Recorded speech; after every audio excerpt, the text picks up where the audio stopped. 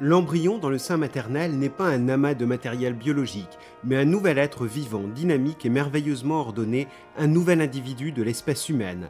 C'est comme cela que Jésus a été dans le sein de Marie. Il en a été ainsi pour chacun de nous dans le sein de notre mère. Par ces paroles, Benoît XVI a rappelé le devoir de préserver la vie naissante, la plus fragile, la plus menacée par l'égoïsme des adultes et l'obscurcissement des consciences.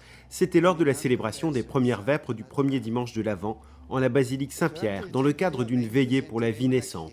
Il y a des tendances culturelles qui cherchent à anesthésier les consciences sous de faux prétextes, a mis en garde le pape.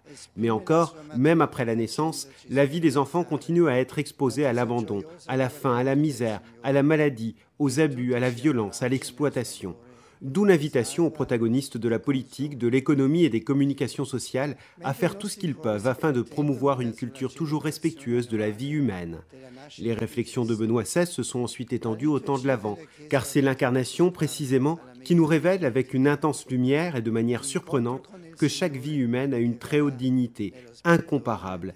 Chaque être humain, a conclu le pape, est en droit de ne pas être traité comme un objet à posséder ou comme une chose qu'on pourrait manipuler à volonté, de ne pas être réduit à un pur instrument pour le profit des autres et de leurs intérêts.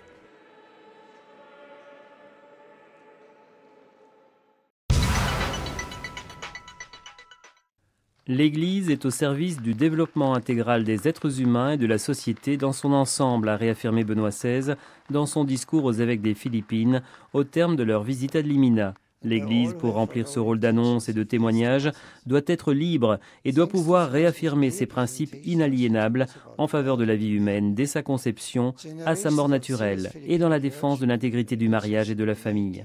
Benoît XVI a ensuite exhorté les évêques à poursuivre leurs efforts contre la peine de mort et en faveur des communications sociales pour proposer le message chrétien de manière convaincante et attractive. Au plan économique et en matière de développement, il a relevé l'engagement constant de l'Église auprès des pauvres et dans la lutte contre la corruption.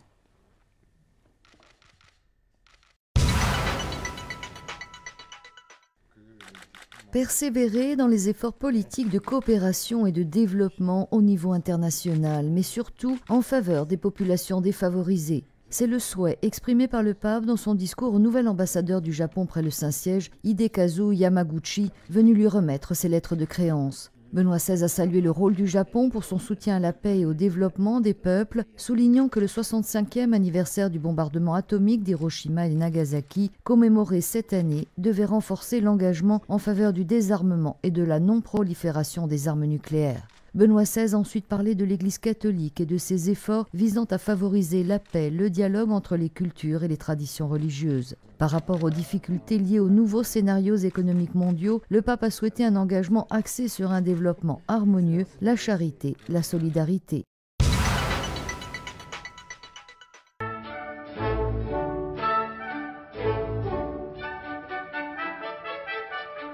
The Concert for Life and Peace est en préparation. À l'occasion de Noël 2010, le concert pour la vie et pour la paix de Bethléem et de Jérusalem sera à sa 10e édition.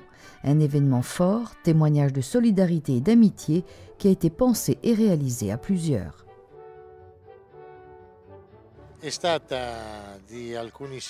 Ce sont des maires italiens, le maire de Bethléem et moi-même, qui en avons eu l'idée quand nous nous sommes rencontrés à Rome en 2001. Nous avons discuté de ce que l'on pouvait faire pour la Terre Sainte et nous avons vu que la seule initiative que nous pouvions avoir et qui était entre nos mains était l'organisation d'un concert en utilisant le langage de la musique.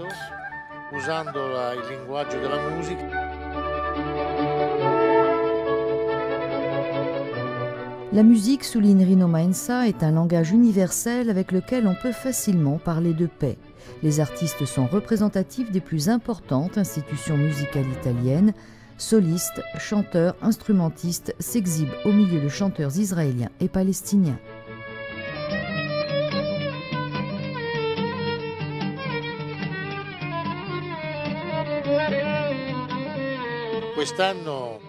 Cette année, nous aurons le Grand Orchestre des Jeunes d'Italie, qui joue avec Riccardo Mutu et Claudio Abbado.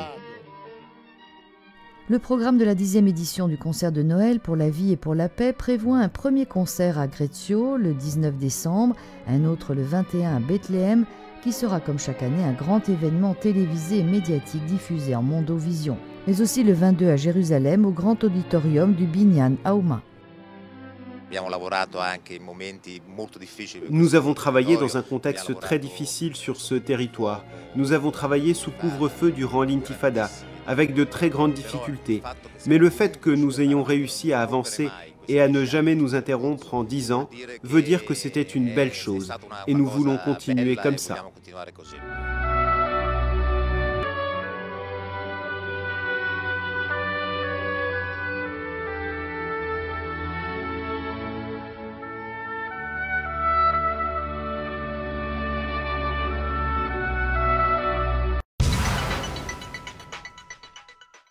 Coup de froid dans les relations entre Rome et Pékin. Le Vatican a très vivement réagi ces derniers jours face à l'ordination illicite, c'est-à-dire sans mandat du pape, d'un évêque par l'Église officielle chinoise, celle-là même que Rome ne reconnaît pas. Les autorités chinoises ont ainsi bravé l'avertissement que leur avait lancé le Vatican quelques jours plus tôt. Le Saint-Siège avait alors estimé que l'ordination du père Guo Jinkai serait nuisible aux relations constructives développées avec le peuple chinois depuis plusieurs années. Autre sujet de discorde, les conditions de cette ordination dans le diocèse de Chengde, un diocèse non reconnu par le Vatican, en présence d'évêques de l'église souterraine qui, elle, est en communion avec Rome, qui étaient forcés d'assister à cette ordination. Le porte-parole du pape, le père Lombardier, est allé jusqu'à évoquer une grave violation de la liberté de religion.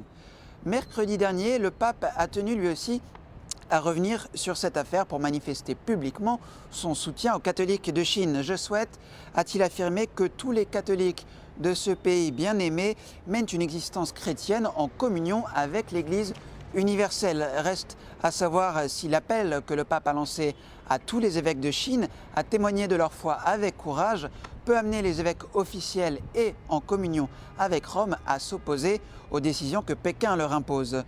Avec cette ordination illicite, c'est une grande partie du travail de dialogue entreprise par Benoît XVI depuis des années qui semble partir en fumée. Le virage opéré par Rome dans ses rapports avec une église officielle chinoise plus belliqueuse en vient presque à faire oublier la lettre que le pape avait envoyée en 2007 aux catholiques de Chine, une lettre au ton bien plus pacifiste. Les moments difficiles, et ce sont les mots du pape que traversent les fidèles chinois, ne semblent donc pas près d'être finis. Il leur faudra faire avec les nouveaux dirigeants de l'Église officielle qui doivent être élus cette semaine. Il y a d'ailleurs de fortes chances que l'évêque ordonné illicitement prenne les rênes de l'influente association patriotique des catholiques chinois. Je vous dis à la semaine prochaine.